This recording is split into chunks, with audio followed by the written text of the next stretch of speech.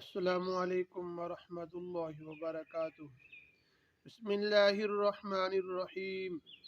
سامعین گرامی، اللہ تبارک و تعالی نے قرآن مجید کے اندر میاں بیوی کو لباس کے طور پر استعمال فرمایا۔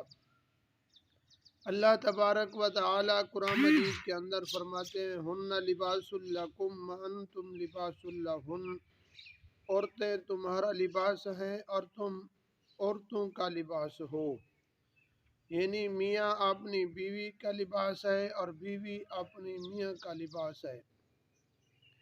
اور حضور صلی اللہ علیہ وسلم کی حدیث کا مفہوم ہے کہ جو میاں اپنی بیوی کے راز دوسروں کو بتاتا ہے اور بیوی اپنی میاں کے راز دوسروں کو بتاتے ہیں تو اللہ تبارک و تعالی اس پر لعنت فرماتے ہیں۔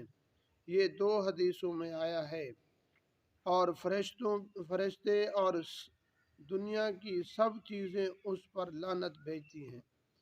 سامعین گرامی، انسان جب اپنی بیوی کے ساتھ ہم بستری کرتا ہے تو اللہ تبارک و تعالی اس کو عبادت یعنی ثواب عطا فرماتے ہیں، لیکن کچھ طریقے ایسے ہیں کہ بیوی کے ساتھ کرنے سے وہ حرام ہے۔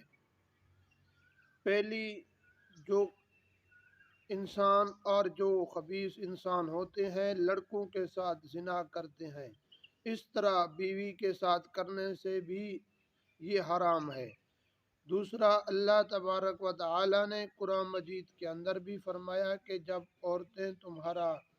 تمہاری عورتیں جب حیض کے اندر ہوں تو اس وقت آپ جماع نہ فرمایا کریں۔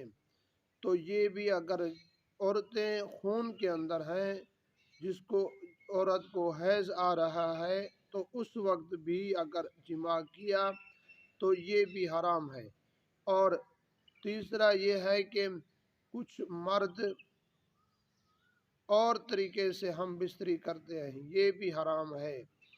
تو اللہ تبارک و تعالی ہم سب کو ان طریقوں سے بچنے کی توفیق عطا فرمائے۔ وما علینا الا البلاغ المبین۔